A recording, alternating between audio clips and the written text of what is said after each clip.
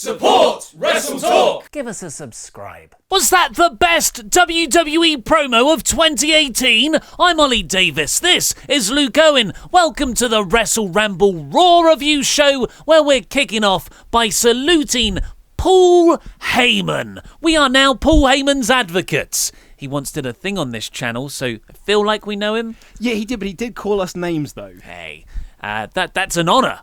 But, oh my word, what a promo he did here. This is off the back of last week's Raw. The finishing angle for that show was Brock Lesnar, appearing to save Paul Heyman, but then throwing him down on the ground and sort of choking his face a little bit as well.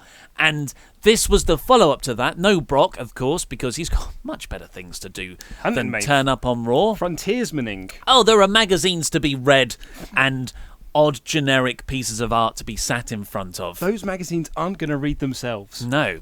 And now, unlike the WrestleTalk magazine, which technically does read itself with QR codes. But audio versions of articles. And this was Paul Heyman's follow-up on that angle. And it came in the last hour of the show. It was built up throughout the night, as it should have been, because this is, the next development of your main storyline in the entire company, really. And it's Paul Heyman sitting across from Renee Young, and it's one of those sit-down interviews. Paul Heyman, red-eyed, unshaven, his hair wasn't slicked. It was kind of fluffy at the back. And this performance was insane. This is not good pro wrestling acting. This is just good, fine, damn acting. What a promo. It was fine. I'm kidding, it was great. It was absolutely yours. I'm joking with you. I bought into your trolling then for a second. I Alexa blissed you. Yeah. Not. Yeah. No, it was awesome. It was just incredible. It felt real. You can tell this is a Paul Heyman produced segment. It had his fingerprints all over it. The way that it was shot, the way that Renee was acting, the way that he was performing, the way that he was talking off camera to other people. It felt so genuine and so real. And the way he was talking about things, as you said, he's all red-eyed, he's unshaven, and he's talking about, Brock's disconnected his phone number, I haven't spoken to him, and then he just pauses and just goes my kids are friends with his kids. What a lovely little detail that is. That's not, technically, that's not important to this storyline. It's not like the kids are going to interfere and help Roman win. But, that little detail there works so much for Paul's character and for Brock's character. I thought it was so, so good. In terms of how do you get Brock over as even more of a monster? He sort of reached a ceiling. I didn't think you could make him appear any more dominant. Enter Paul Heyman. Yeah. This is how you do it, with lines like that.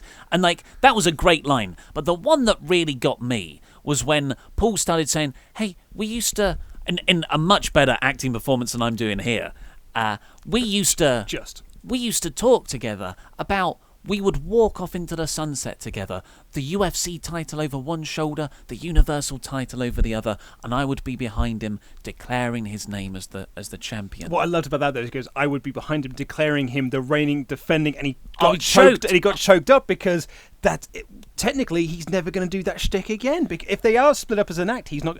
And it really did feel I can't say those words. It means too much to me. This was so good. And then back to that. Yeah. That just for me that paints this picture of Brock and Paul talking over a beer or on holiday with their families, with the kids line as context. And they're just, this is what we're going to do. We're evil, but we're going to be evil together. And taking that apart in such a brutal way and presenting Paul like this just makes Brock awful. And this, I want to see Brock get his ass kicked. So much so, I'm kind of cheering for Roman Reigns. Imagine if it was someone I liked. This would be one of the best storylines of all time. Finally, it sort of worked. Fine. Oh, yeah, it is. People are cheering him. They cheered him this week, Reigns. And, wonder what the excuse is this week that Roman Reigns was over. Because there's always an excuse as to why he was cheered. Hey, I thought some of those signs held by kids looked a bit too professional. Vince McMahon misspelling words on there. Hold up this kid. Hey, you don't want to cheer for Seth. Here, cheer for Reigns. And so it wasn't just the performance. The performance was incredible. Like again, that other bit where they're at the start of the promo of the interview, Paul Heyman kind of stops and looks around and goes, I don't think Brock would like this. Why are we doing this? It might just annoy him. It might piss him off even more. Yeah. I was like, he's like an abused wife who's gotten out but still feels some connection with the awful man who was tormenting her. Absolutely, and Paul was superb in this, but I really got to give it up for Renee Young as well. Like, this is the Renee Young I want to see on WWE programming. Like, she felt like a genuine journalist conducting an interview, not just someone, my guest at this time, blah, what do you think of the social media lounge, or whatever garbage that they get her to do each and every week. How will you compete against both Drew McIntyre and Dolph Ziggler? Yeah, exactly, doing all that crap that she's given. And Thanosing away. But here, she was just like, she felt, you could see her composing herself and be like, okay, I need to ask the next question, but I can't go down this avenue, so I need to go down another avenue. It really was a superb performance by Renee as well. To be honest, I didn't really notice. I was transfixed by Paul. Maybe she was good. I can't comment. But there was that one moment where Paul just breaks down and he stops. He can't talk. He can't talk at all. He's genuinely sniffling and crying here, and then he just says, "Just carry on. Just do your job. You've got a job to do." And someone pointed out on the Cage Side Seats review, which is quite a good review of this segment, that line has so much weight because Paul has been doing his job for these 16 years, but now that's come to an end. So him saying, just do your job, just like what Brock said to him in the promo segment last week, get out there and do your job. It's really neatly written in that way, how things just bounce off each other back through time. Paul Heyman's fingerprints are all over it, man. But yeah, and then he's got the line where Renee essentially, like, she goes, well, I've only really got one more question I can ask. And it's like, if your relationship with Brock Lesnar is over, almost like looking for greener pastures for Paul. It's like, hey, let's end this on a bright note. If it's not going to be Brock, who else could it be? And Paul Heyman just has to look at his face and he just goes like, a week ago, that would have been inconceivable. Like, that was such a great line. It's just like 1 week ago, the idea of Paul Heyman managing someone else just was not thinkable. Like, it wasn't even a thought that would have cropped into anyone's mind. Which is a great answer for that reason, but also because it isn't an answer. Yeah. That is dodging the question. And isn't it curious how that has been brought up?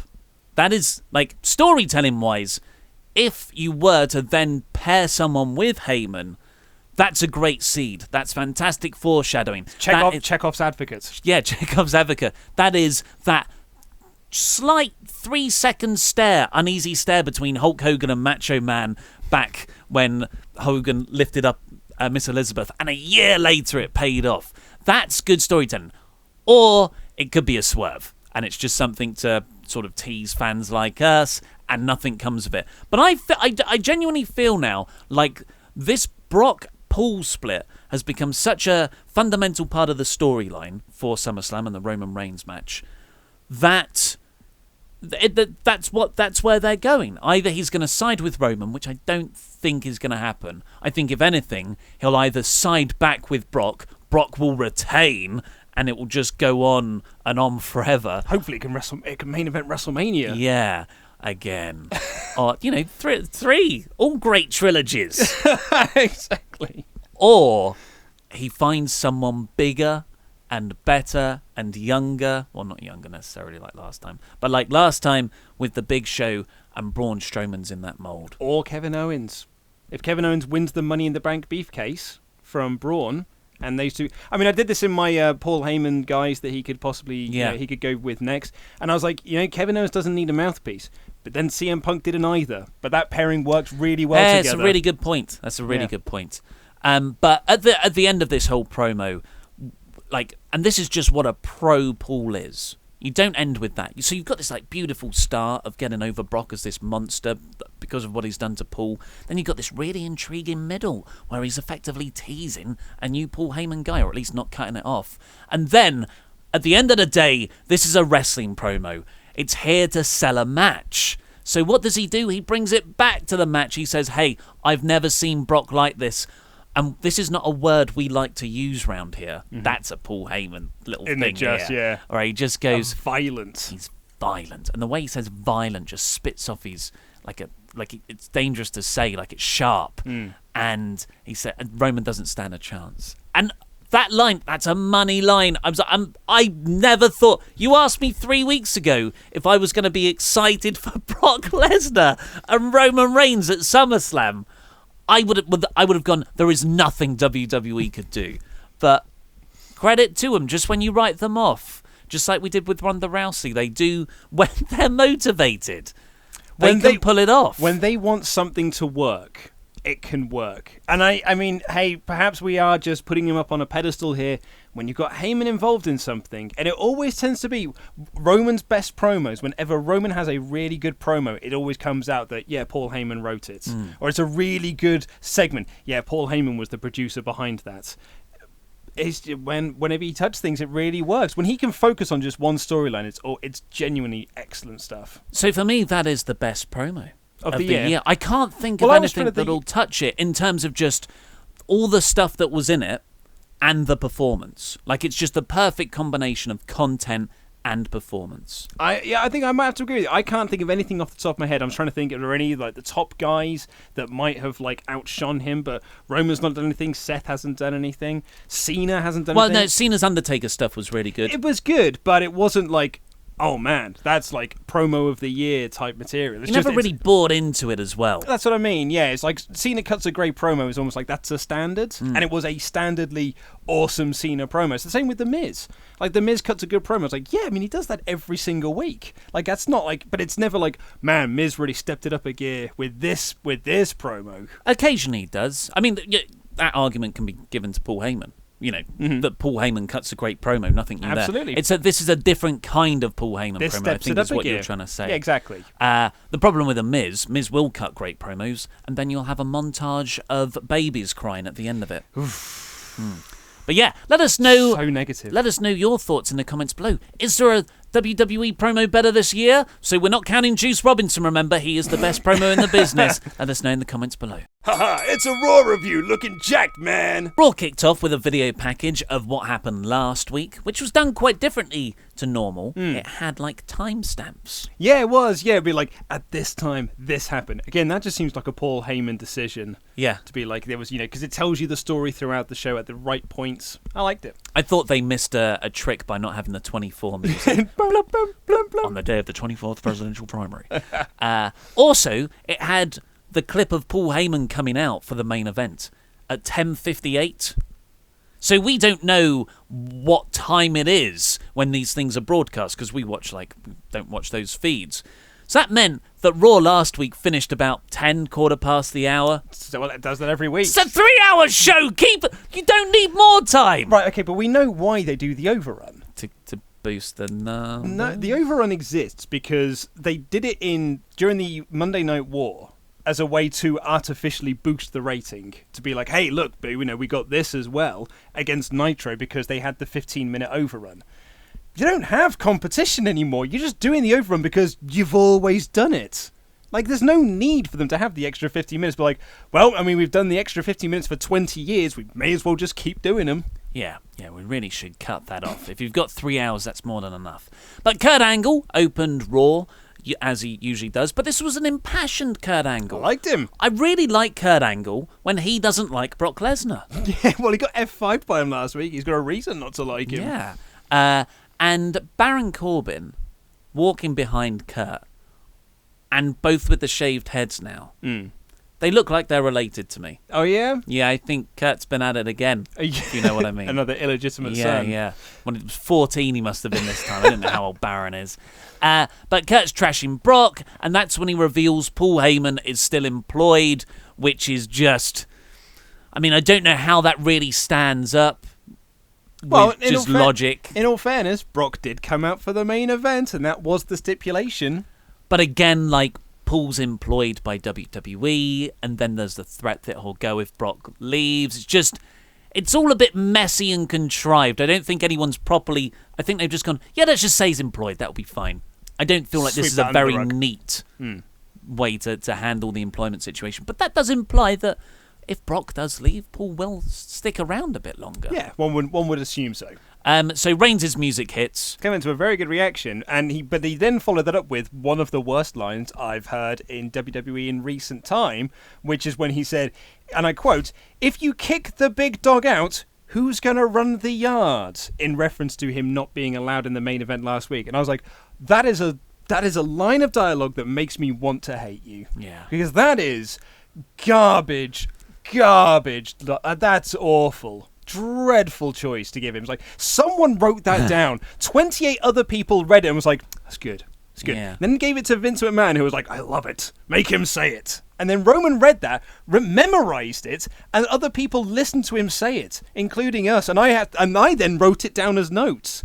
It was bad. Yeah, it went through a lot of people, and it's still there.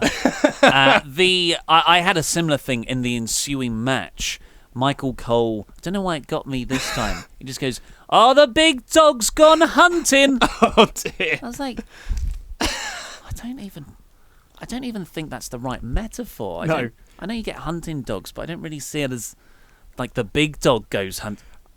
Well, you talk about, and I can't remember if it was Cole or Graves. We'll talk about the match. Like, finish up the segment in a second. But during that match, they went through the commercial breaks where Baron Corbin has him in a headlock or whatever, and Cole or Graves goes like, "Corbin has been in control since he attacked at the bell." And I was like, didn't Reigns get a near fall right at the start of this off a Superman punch? So he's not been in control the entire time, has he? Yeah, it's just it's like a din. I don't really pay attention to it. Yeah. It's just like it's almost like not nice music, but it's background music. So I don't really comprehend the word. I hear it. I don't listen to it is probably the best way to say it. That is a great way to put it. Because like, I was thinking about commentary teams, and I was thinking about which commentary teams do I really like. I like Kevin Kelly, and I like Don Callis. And I really liked Don Callis and Josh Matthews at Slammiversary. I was like, that was really good, because that commentary was really adding something to the match. WOS? WOS, exactly. Like, that commentary is adding something to a match. My wife, by the way, loved WOS commentary, said it was awesome.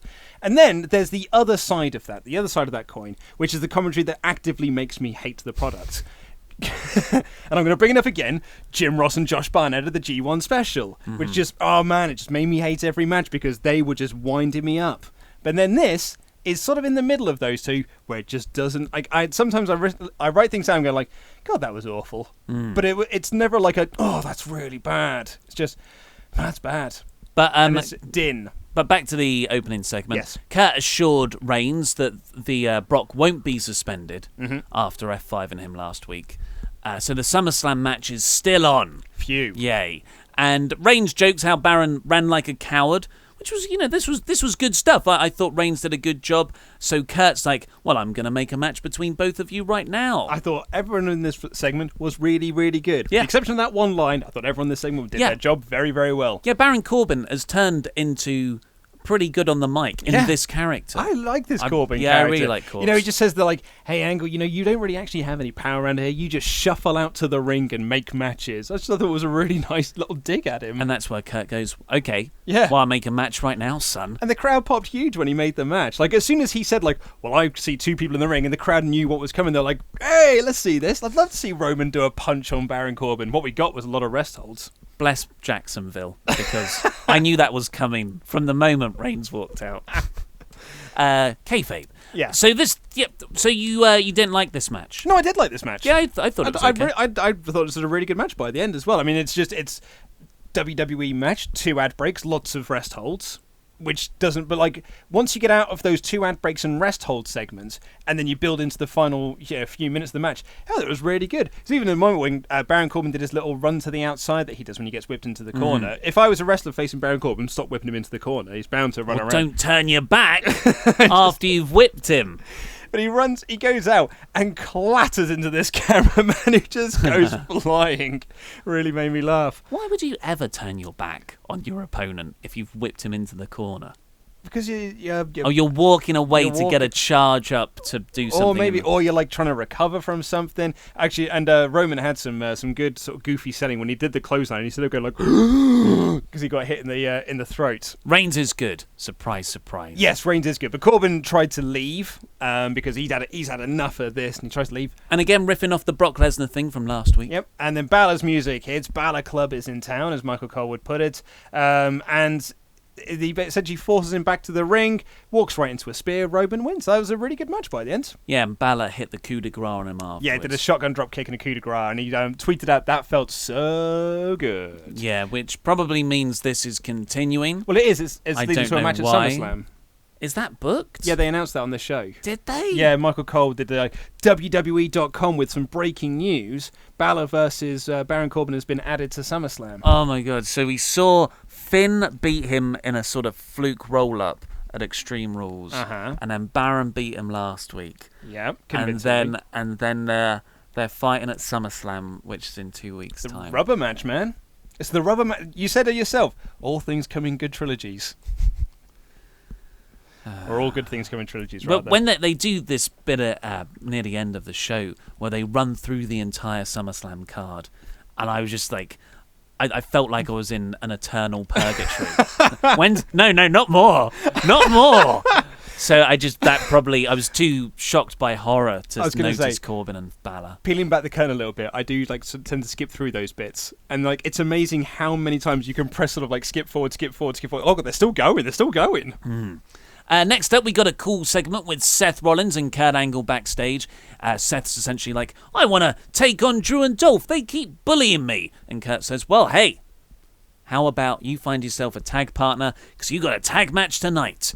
And I'm like, oh, this is interesting because Seth has at least 2 people that could be written in here. We've got Jason Jordan, his former WWE Tag Team Champion partner, back when Raw cared about the tag champs. Remember that? Oh god, what a time ago it was. Yeah, that was like August to January last year. Yeah. And of course, Dean Ambrose, his former Shield brethren. And Tag Team Champion partner. Exactly. When they cared about the tag teams.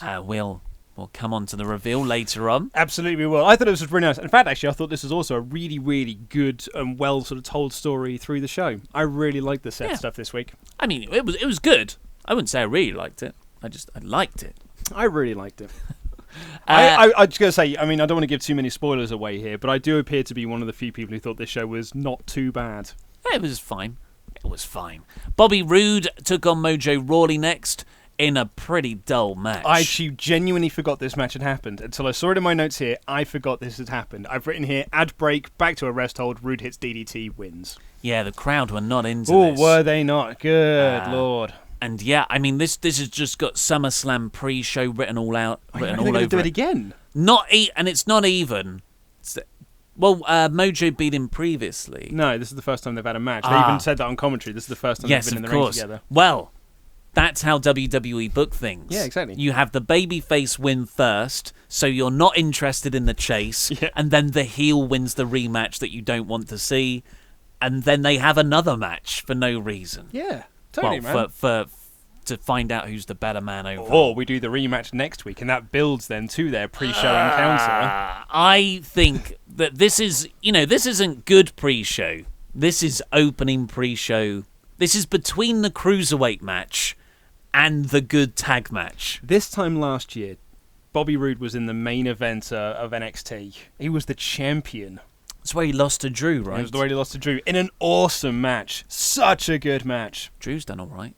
Drew's done much better. But that's Drew's tall. Yeah. And you can't teach that, as a man once said. But Bobby Roode looks like Triple H. You thought that would be good for him. Yep. Next up, we got Elias coming out. Elias was great. He was genuinely good on the guitar here as well. He certainly did a few riffs at the start, and he's promoting his documentary, but he's got a problem with it because he felt that documentary on the WWE Network didn't paint him in the best light. No, because you've seen clips of it of Seth Rollins going he's a dink and I don't like him. And he was like, no, I think we need another. Apparently though, because I've not watched this, Michael Cole sings his praises in the documentary because that's the odd character that Michael Cole plays, where if it's Elias, he thinks he's awesome and doesn't like anyone that faces against Elias, even when it's Bobby Lashley who he likes. Even when you're meant to be a babyface commentator. It's very weird. Yeah, it's not effective at all. But in a pretty cool little skit thing, Elias had his own film crew out with him, refilming bits for Elias. I thought this was very funny. And he's directing them and telling them to do a circle shot around me. Which would give the effect of a Michael Bay movie. I thought that would look pretty cool. Yeah. The footage of the camera crew has been released online. I saw, yeah. And he was trying to figure out what else was wrong, because it couldn't possibly be Elias. It's the fans. Can you blur the faces of the crowd? Anything to help us forget that we're in Jacksonville. Or superimpose a better-looking crowd over them. And the whole crowd was like, boo! Really good heel heat. Jacksonville hated this. I thought it was brilliant. I liked Jacksonville all night. Elias gets really good heel heat. He gets the Edge and Christian heel heat. Like when Edge and Christian would walk into a town, because Edge and Christian was so good at being like, do you know who sucks? Your hometown. Oh, boo! But everyone likes them because they've seen them rag on other hometowns. Yeah. They wouldn't do that to good old Jacksonville. So funny when they ragged on Ogdenville. I hope they won't do that over here in Shelbyville. Oh, they have as well. And they come out, they do a bit of comedy, everyone's laughing along with them. Walk with Elias! And then, your town sucks too. Oh, boo! I really like that. So great, Elias. And then Bobby Lashley comes down because... I mean, what's the case? Also, Elias buried Bobby Lashley by reminding everyone that he forgot the words to Rockin' Robin last week. Like, just pretend it didn't happen. Like, you do it a lot. If you want something to be, like, swept under the rug, you just pretend it didn't happen. But here they were like, no, make sure you mention that he was an idiot and forgot the words. I bet they thought it was hilarious backstage. Probably did. Vince was cackling. Vince was probably cackling backstage because Vince knows all the words to that song. That's the big hit right now, right? It is. He knows 2 songs at the moment, that and Great Balls of Fire. Those are the 2 chart hits that everyone talks about. Both of them were by your man Flo Rida. Yeah, music didn't move on after that, did it? Yeah, Flo Rida's doing the SummerSlam song is he? As well. Yep, that was announced. There he is. Because I think they've got some form of deal with him. Probably. Does Flo Rida sponsor WWE? It seems is that like how they've got this? He keeps doing songs for them. He keeps doing these mediocre songs for WrestleManias and WWE events that everyone, you just hear week in and week out, and then as soon as the show's finished, you've forgotten how it goes. I really like how Flo Rida can half-ass a song. It's like, he'll take a really good song that the majority of people haven't heard. I wouldn't have heard it. And then he'll just do a bit of speaking. Yeah. Right? And then he'll release it. And I'll be like, oh man, okay, like, I really like the tune of this song. I wonder what the original sounds like. And I'll listen to the original. It's exactly the same song with all the remix bits already, just not Flo Rida going, yeah, I work out. Watch me walk down the road with all these chicks and honeys and cars. I'm big and muscly. Yeah. I should be a wrestler. Flo Rida. I've got this running joke with my wife that she likes a lot of tracks that have Sean Paul featuring on them, and it always makes me laugh that Sean Paul will feature on a song. There'll be Little Mix featuring Sean Paul, and they'll release a song, but you can always get the Little Mix, the same song, but without Sean Paul, and it says to me that music companies have a deal with Sean Paul that he has to come in and keep doing songs with him. It's like, guys, I know you don't want to work with him because he's rubbish, but we'll release a proper version of the song without him as well. But contractually we have to do this version. Yeah, he's got some dirt on one of the higher ups. Just help us out, Little Mix here. So that's how good Bobby Lashley's bit was that we're talking about the official song for SummerSlam. He called Elias a joke, and then Elias got a cheap shot on him. Lashley beat him up, and the film crew filmed it. I thought that was good. That was funny. Bobby Lashley got him up for the delayed suplex, and he made the film crew film that bit. Yeah. So that's funny. That's fine. But it's a feud that I am not interested in seeing. But it'll be on the SummerSlam main card. Then we got something I was really hopeful here. I actually bought into this for a moment. Seth is preparing backstage in the locker room, and of course he needs a tag team partner. And who should walk into shot but Tyler Breeze? And I thought, hang on a second, are they going to give Tyler Breeze a little bit of a push here? It's in that Intercontinental mid-card bit. Fandango's out. Give the guy a shot. He was almost Prince Pretty in this role as well. He wasn't being fashion police Tyler Breeze. So, and this is, so around SummerSlam time, this is sometimes where they do give people pushes, repackage stars. And Tyler Breeze is definitely worthy of one. And he has some really funny comedy where he talks about them being CrossFit breezers. I loved that. Really made me laugh. And then my favourite line of his was like, now let's do this before I change my mind. And he puts out the shield really fist bump. Made me laugh. Yeah, it was great. His performance was really funny. And then, and I'm genuinely like, maybe Seth's going to go for this. but then the shot expands a bit, and who's there? It's the big dog. The big dog walks in and is like, "Are you literally going to listen to this fool?" And Seth's like, No, I wasn't going to really, Roman. No, I wasn't really. I wasn't even considering it. No, you're my friend. And then Seth puts down Tyler Breeze's hand and says that he'll be partners with Roman instead. I was so angry with myself. I wasn't angry with WWE here because that's what they do. I was angry at me for thinking it could have been good. Also, as well, worth noting, particularly because it's in news today as well, that when it was like they were saying it's Seth Rollins and a mystery partner versus Dolph and Drew, Michael Cole specifically said it won't be Dean Ambrose because Dean Ambrose is injured at the moment and won't be back. And so it's like, again, sort of like just stop planting those seeds for his return at SummerSlam to either even up the odds or screw him out the title. Yeah, that was very interesting, that line. Mm-hmm. That is the sort of thing you say to throw people off the scent, and then he does come back anyway. Yeah, like Brock Lesnar's going back to UFC. Yeah. Well, then we got the authors of Pain's Razor beating Titus O'Neil because Apollo Crews beat Akam last week. I didn't really get a lot of this match because I was doing a lot of research into whether Razor was the wolf or the snapping turtle from Teenage Mutant Ninja Turtles 2: Secrets of the Ooze. He's the wolf. I wonder how many people are going to understand this reference. I don't. So if you got that, do you want to tell people? Well, it's just they were characters that were created for Turtles 2, the live-action movie, because Kevin Eastman and Led didn't want them doing Bebop and Rocksteady in the film, so they had to create these two characters called Akam and Razor. But then they sort of like they became part called Akam and Razor. No, so they were called Toka and Razor. And then they became part of the 87 cartoon series, and they got a reboot in 2003, and then were part of the 2012 series where he was Chris Bradford, who was a parody of Chuck Norris. I thought you were going to say that you missed most of this match because you were seething with rage. No. You're over that now. I'm over that The now. authors of Pain are their main event. Yeah, whatever they are now. Anyway, Akam caused the distraction, Razor won. 50-50 booking. Yep, this is textbook 50-50 booking. Spent a lot of time putting over Titus's great accomplishments in charities.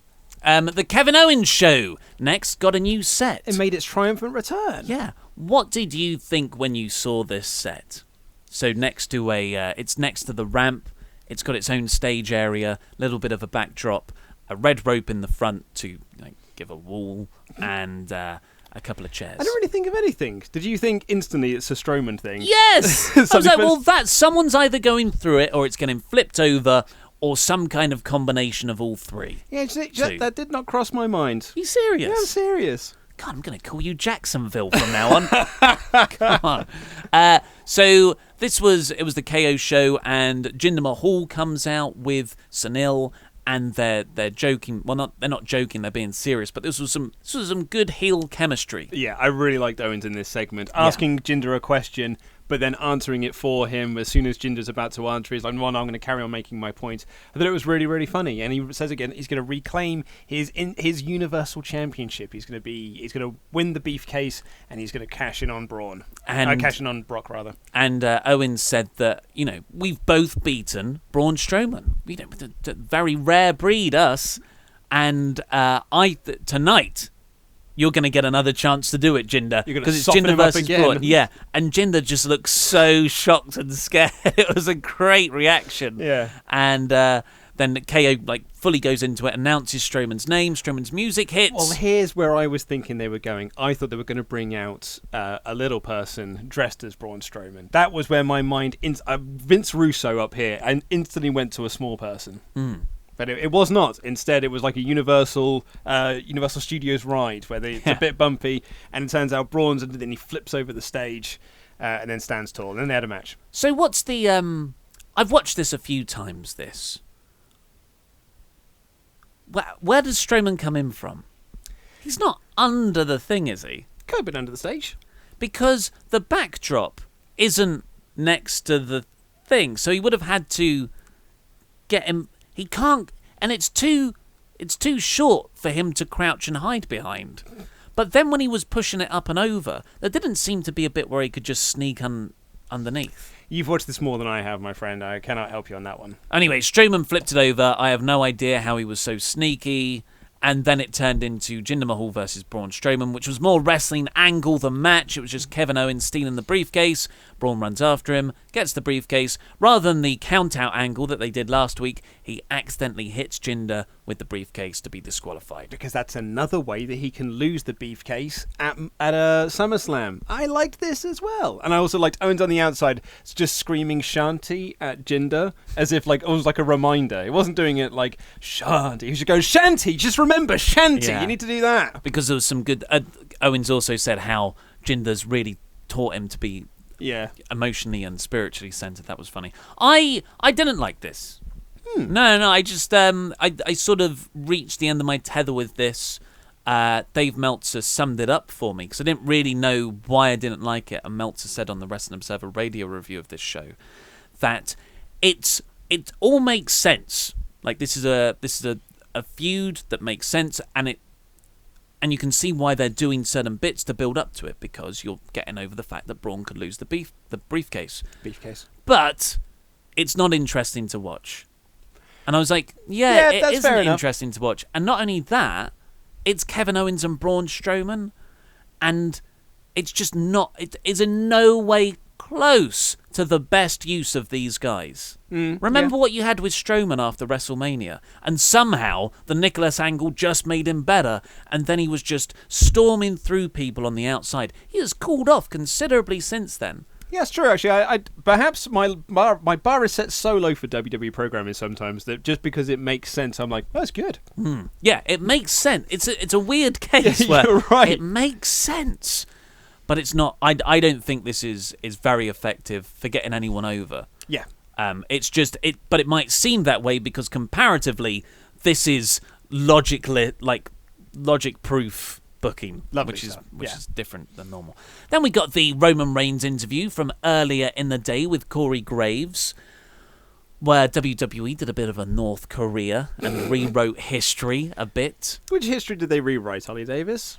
It portrayed Reigns and Brock Lesnar's feud over the last 3 years since WrestleMania 31 as maybe being more epic and over than it actually was. And then there was the Greatest Royal Rumble. I was cheated out, which I don't really care about. It doesn't make Roman sound like an endearing baby face that he's still moaning about that. Makes him sound like quite a petulant heel.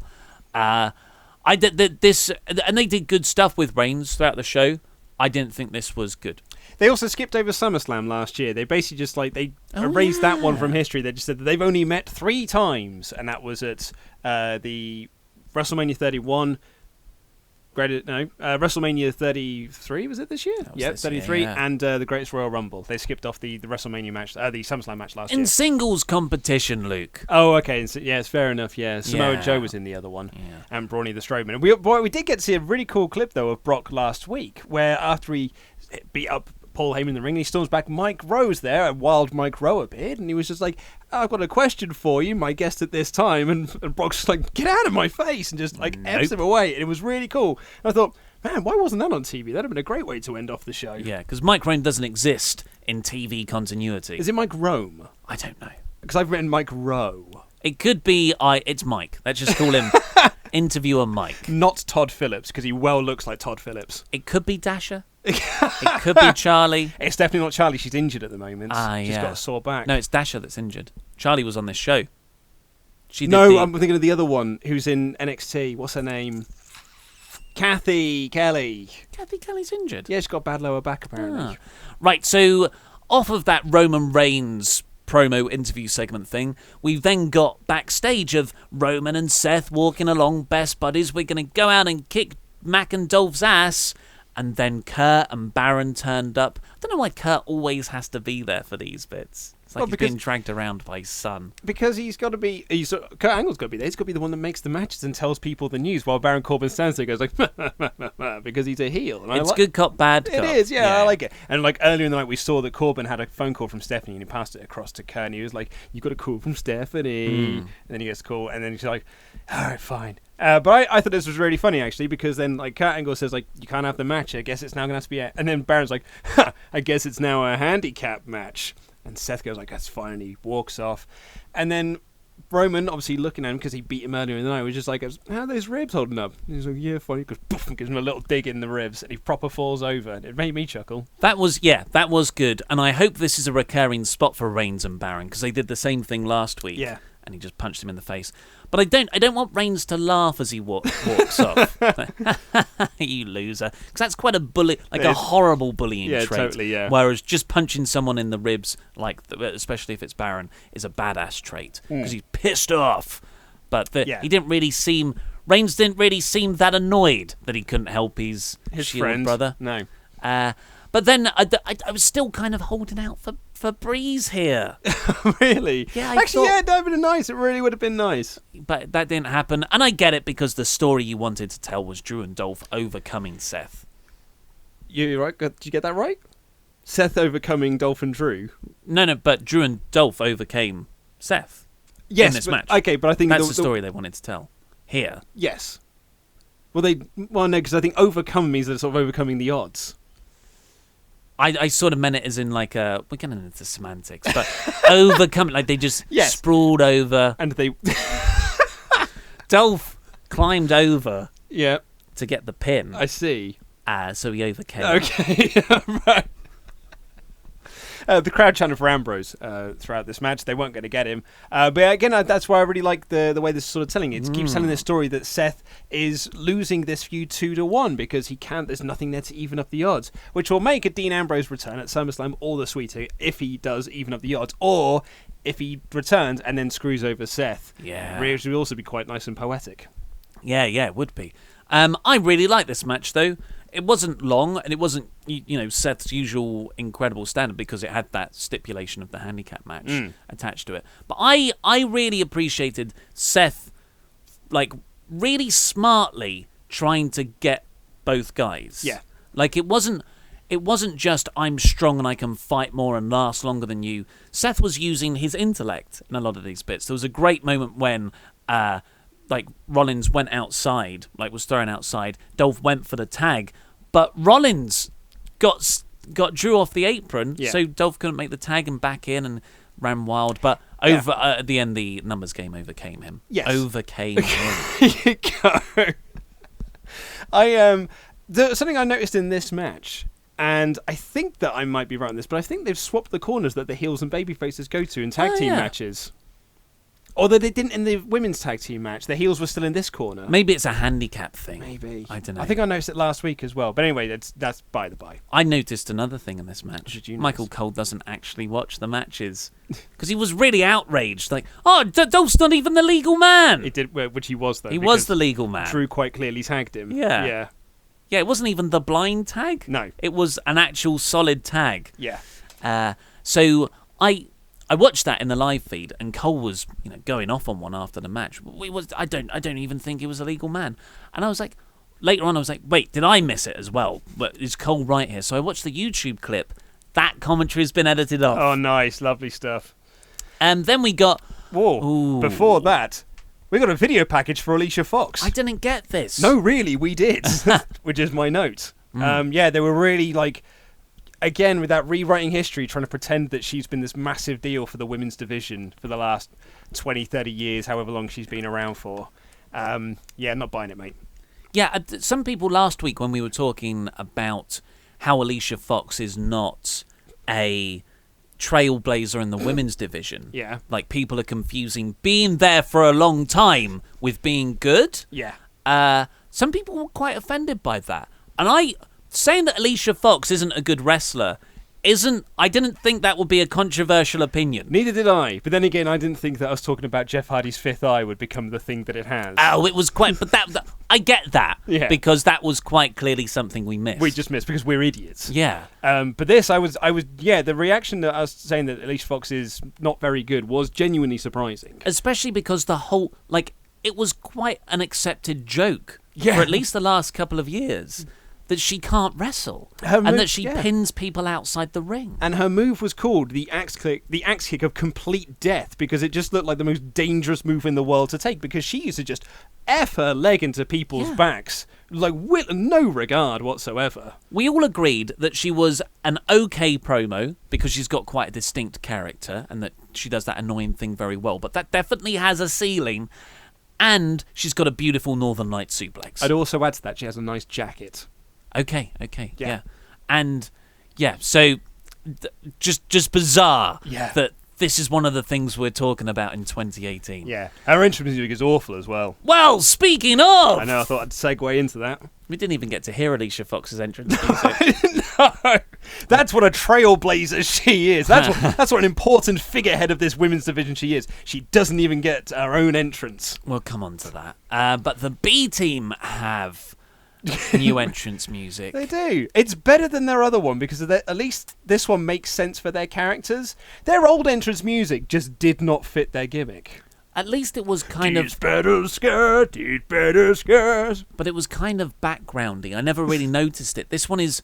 And I've started to find B Team quite annoying over the last couple of months. Yeah, tell me about it. And this is not helping it. This was a very annoying entrance music. I tell you what, when the B Team come out, I'm just reminded that they're the tag champs, and I'm like, oh man, I keep forgetting.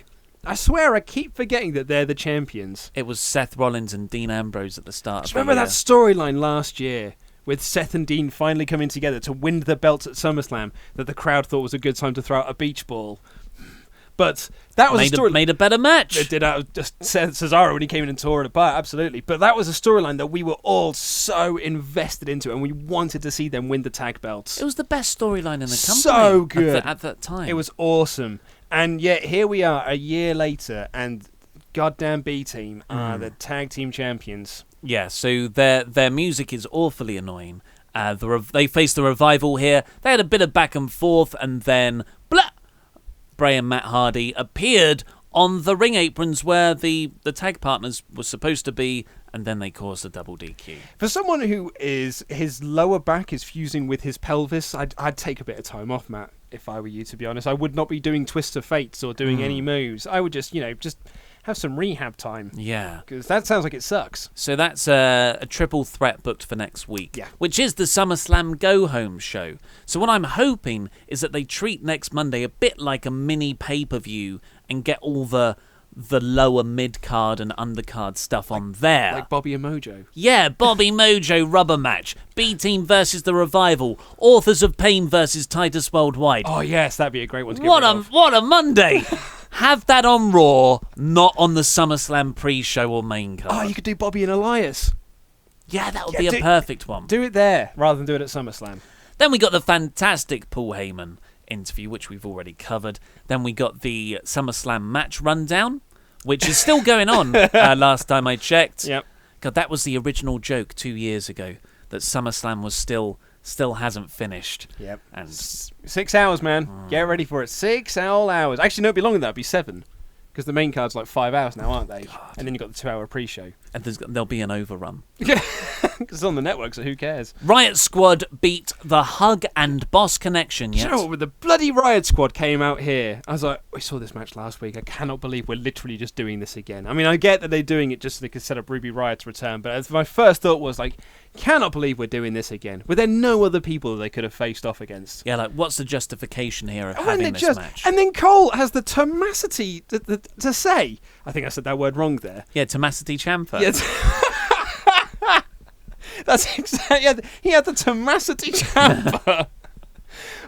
What's the word I'm after? Temerity. Temerity is what I'm after. Something like that, yeah. He had the tenacity. Tenacity, but that's not what I meant. Temerity is what I meant. Temerity Ciampa.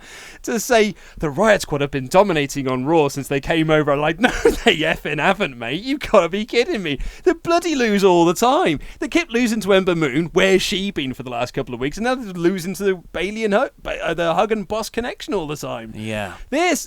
Cole, get off, mate. Absolutely rubbish. However, I enjoyed this match. As did I. I think Bayley and Banks have really good chemistry together. I like their entrance. I think their entrance works together. I think they've got really good chemistry in the ring. Yep. And I love Sarah Logan. I think Sarah Logan is ace. There was a bit where I think it was Bayley, she threw up in the air like how Cesaro sets people up for the uppercut. And then when Bayley came back down, headbutt. I've been saying this for weeks, man. That should be her finisher. It's It's such an awesome move. The pop-up headbutt. It's wicked. But the best spot in this match was Sasha double knees off the top rope onto Logan, but Liv broke up the near fall. That was great. It was such a tight near fall. Yeah. And then there was some, Bayley found herself outside with Morgan, and that's where Ruby Riott made her return. A ninja attacked. Yeah. A ninja attacked and revealed that it was Ruby Riott with some new hair. She's got some red streaks in her hair now, which is very nice. And then Logan got the roll-up on a shocked Sasha Banks for the win. I thought this was all right, actually. I quite enjoyed this. Yeah, it's hopefully it's setting the stage for a women's tag division. Really think what it we've probably been is. saying for weeks on end. I think they'll probably do a tournament and they'll debut the belts at Evolution. Yeah, maybe announce it the night after SummerSlam. Yeah. Do it something like that. Yeah, something like that.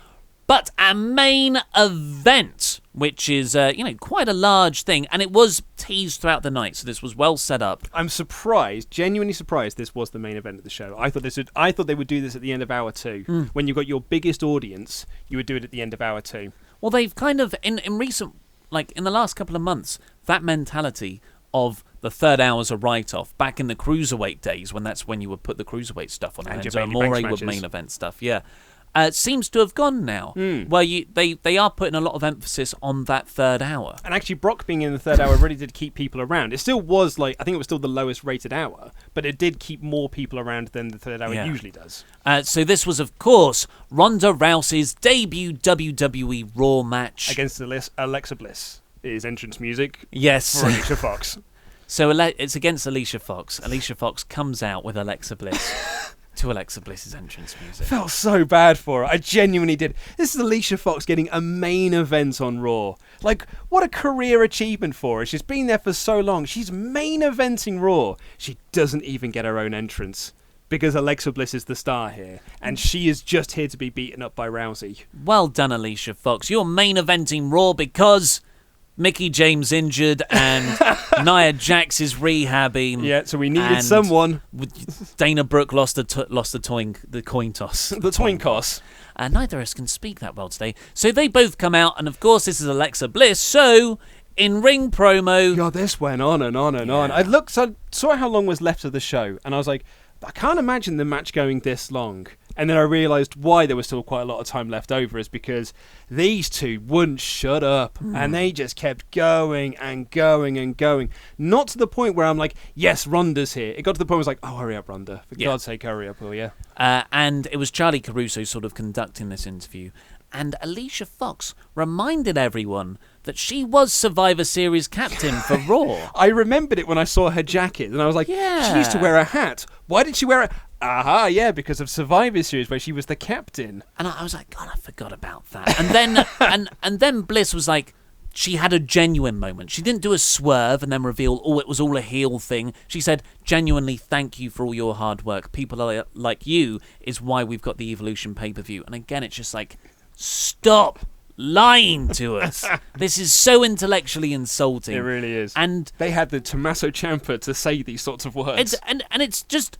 It's Mickie James. No, it's a script meant for Mickie James. That's what I said last week. This is clearly meant to be Mickie James, but they were just like, we'll just put Alicia Fox there. She's been around long enough. It makes the same sort of sense, only it really doesn't. It rings so hollow. It's so awful. And also then we got, I've written here, Foxy did that thing where she was like, I can show you what happened last week, and she throws it to the screen, and they showed a replay, and I've got Ollie is getting annoyed about this. Really contrived, yeah. I've written that down too. I wasn't going to bring it up. But Fox is a good promo. I do like her promo style. She is definitely different to everyone else. But Alexa is better. Yes. And I thought Alexa was actually genuinely very good in this. It's just that it went on too long. And then Ronda came out. She got a nice big reaction. And then they did the big ring introductions where they announced Alicia Fox and then they announced Ronda Rousey. They give it like a big time fight feel. And this again felt like more angle than match. Yeah, but I thought it was perfect. I thought for what they're doing with Ronda, smoke and mirrors, rehearse it to death, and then do the match, make her look great. Do this with more people. Yeah, it was. I thought this was couldn't have been better. Yeah, it was. It was Ronda throwing lots of her judo flips. She did hit an ugly looking suplex at one point there, which I think, and I'm not saying this is for sure, I think was mostly Foxy's fault. She didn't really jump up for it.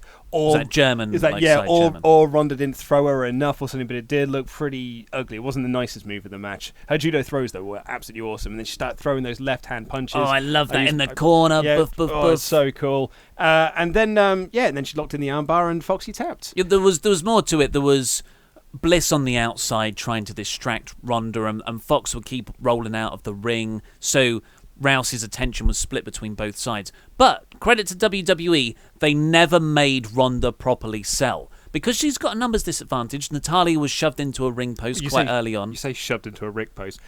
She tapped a ring post. Bliss pushed her. She walked and hit a ring post. Well, yeah, say hit. She tapped the ring post and then fell down. She looked like she was not running, like she didn't want to run to that post whatsoever. Yeah, and it conveniently took her out for the exact amount of time that she needed to. And then when she got into the ring, it was fine. She was fine, mate.